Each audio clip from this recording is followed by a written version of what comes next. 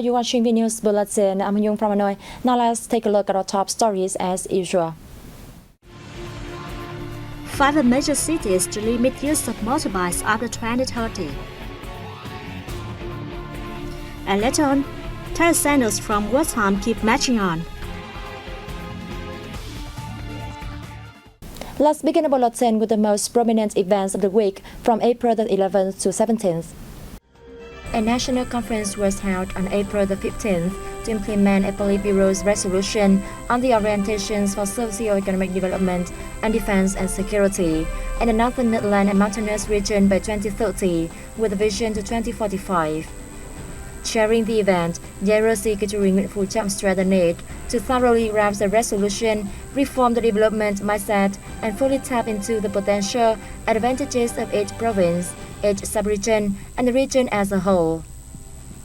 The party leader asked central agencies to boost coordination with localities and requested the localities to promptly build action plans to carry out the resolution.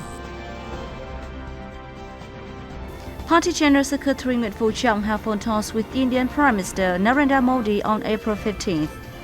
The two leaders expressed their delight at the strong and effective development of Vietnam-India Comprehensive Strategic Partnership and highly spoke of the cooperation and mutual assistance between two countries in the fight against COVID-19 pandemic of the past time. They agreed to further strengthen political trust and high-level contacts through all channels, asking relevant partners from the two sides to strengthen coordination to further promote bilateral cooperation in all fields. Canadian Foreign Minister Melanie Joly paid a visit to Vietnam, during which she was received by Prime Minister Phạm Minh Chính in Hanoi on April the 13th. Prime Minister Chính asked the minister to help tighten the two countries' relations in all spheres, including in economy, trade, investment, security, defense, development support, COVID-19 and climate change response, among others. For her part, Joly said Canada wishes to further intensify relations with Vietnam. She also applauded Vietnam's commitment made at the 26th UN Climate Change Conference, affirming that Canada will enhance ties with the Southeast Asian nation in the field.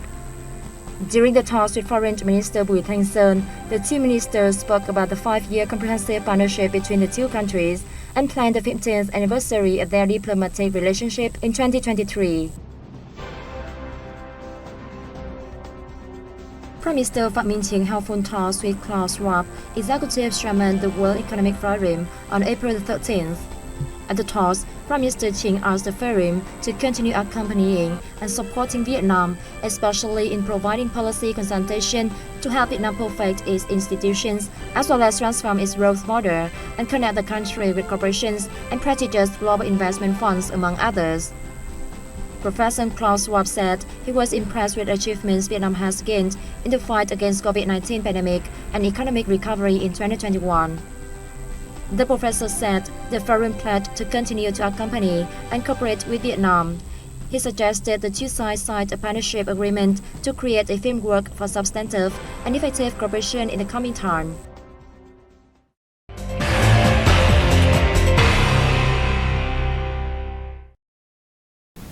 Deputy Prime Minister Phạm Bình Minh has just approved a new resolution on traffic safety and order for the 2022-2025 period, which will look into limiting motorbikes in 5 major cities of Hanoi, Hải Phòng, Đà Nẵng, Cần Thơ, and Ho Chi Minh City.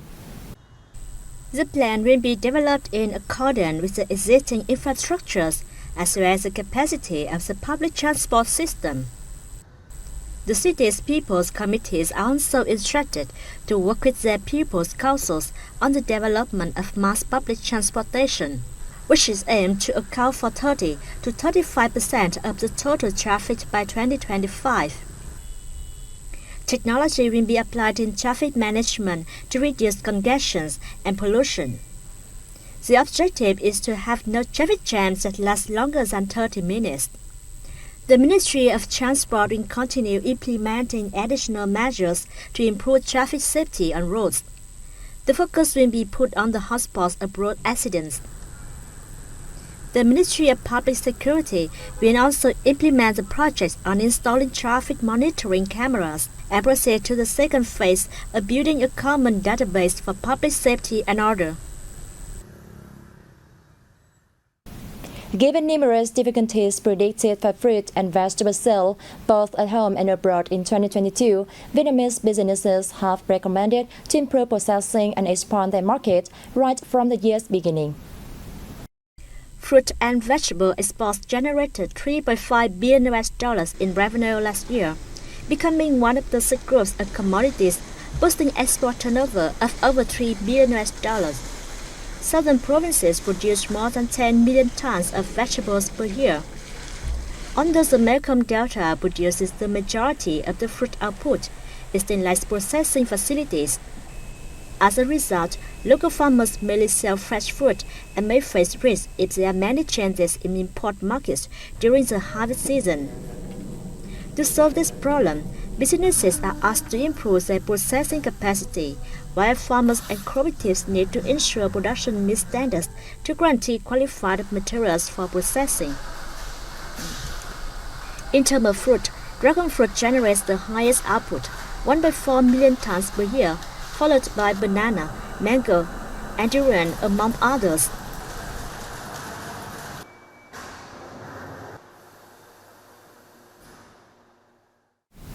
Vietnam posted strong growth in mollusk exports in 2021 and the first quarter of this year. The Directorate of Fisheries consider these to be among the country's key export commodities.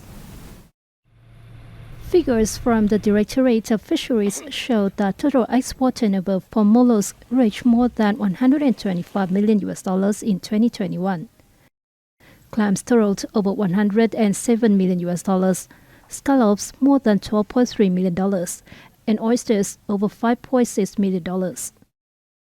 In the first quarter, exports rose 24% to over $30 million, in which clams alone were estimated at nearly $20 million, up 40% year-on-year. Analysts have forecast that exports will continue to increase in the months to come. Vietnam's mollusk products are now exported to 67 countries and territories around the world. Exports and imports reported double-digit growth in the first quarter of 2022, signaling a good year for the foreign trade. Experts forecast that total export-import revenue can reach a record $700 billion this year. Statistics show that foreign investment into real estate reached nearly $2.7 billion in Q1 alone, higher than the amount of $2.63 billion recorded last year. It included $1.1 billion channeled into existing projects and $992 million spent on contributing capital to or buying shares from domestic firms. Notably, Singapore added over $940 million to a project on developing urban infrastructures and services of the Vietnam-Singapore Industrial Park in northern Bắc Ninh province. GLP, an industrial property giant of Singapore, also announced the establishment of GLP Vietnam Development Partners I, a logistics infrastructure development fund with $1.1 billion. The South Central province of Ninh Thuận has been focusing on developing its marine economy in a comprehensive, sustainable, and modern manner. Let's join us to see more in the following report. To improve the efficiency of offshore fishing, Ninh Thuận province has been actively supporting fishermen to build and convert large-capacity boats to head offshore. In coastal Thanh Hải commune in Ninh Hải district, Đan Nhật Định is among the fishermen to have access to loans to build fishing boats under a decree from the government. Thanks to the preferential loan, his vessel is equipped with modern equipment to conduct offshore fishing at higher economic efficiency. Fishing boats built under the government decree are equipped with more modern machinery than wooden hull ship. We go to the Trường Sa archipelago 3 to 4 times a year. We can earn up to $175,000 a year after deducting cost. Ninh Thuận has targeted catching 119,500 tons of seafood this year, of which offshore fishing is to account for about 70%. Along with fishing, the province has also focused on activities to protect marine resources in a sustainable manner. We plan to update ship owners, captains, and fishery logistics service facilities in 8 coastal communes and wards on the fisheries law.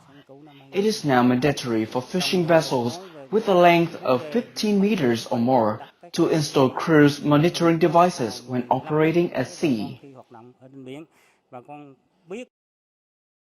Ninh Thuận province currently has 2,236 fishing vessels, of which 778 with a hull length of 15 meters or more can conduct offshore fishing.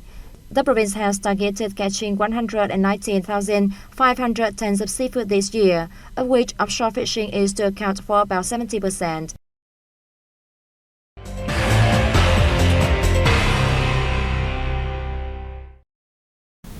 The South Central province of Bình Thuận has recently launched a smart tourism portal aiming to create an ecosystem serving tourists, businesses, and state management agencies.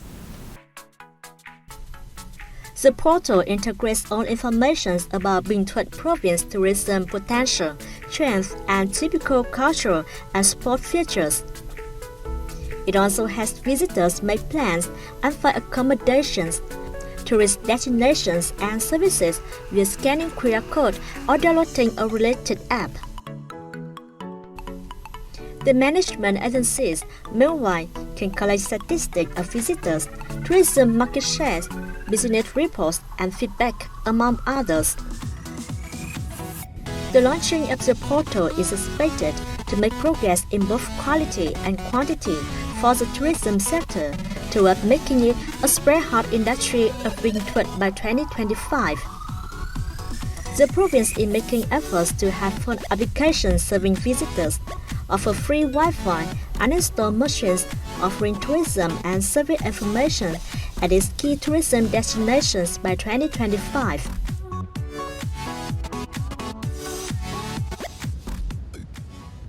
Rubber sandals, also known as tire sandals, are associated with images of late President Ho Chi Minh and soldiers during wartime. After more than 70 years since they were first made, these historical sandals continue to be known among domestic and foreign tourists.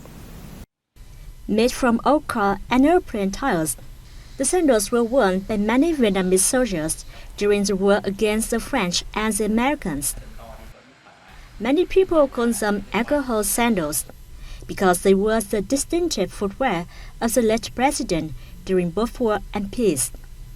Nguyễn Tiến Cường Rubber Sandal Workshop on Ngọc Hà Street in Hanoi's Ba Đình district is a popular spot for people looking for footwear as hard-wearing and as practical as back in those days. I want to help my father retain this trade because I'm afraid that if he stops making rubber sandals, then no one else will. I toss and turn at night thinking about how to make the sandal more practical that everyone can wear. Vnews has exported its rubber sandals to 60 countries and territories for the last 8 years. In Vietnam, many people, including young ones, are also interested in the sandals. Our late President Ho Chi Minh used to wear the same type, and they hold special historical meaning. They are also durable and cheap. I feel proud to hold these sandals as they remind me of President Ho Chi Minh and soldiers during wartime. There are many designs that are suitable for daily use. Vnews has been focusing on innovating materials, designs, and colors to create fashionable footwear for customers from all walks of life, from the elderly to youngsters and even children.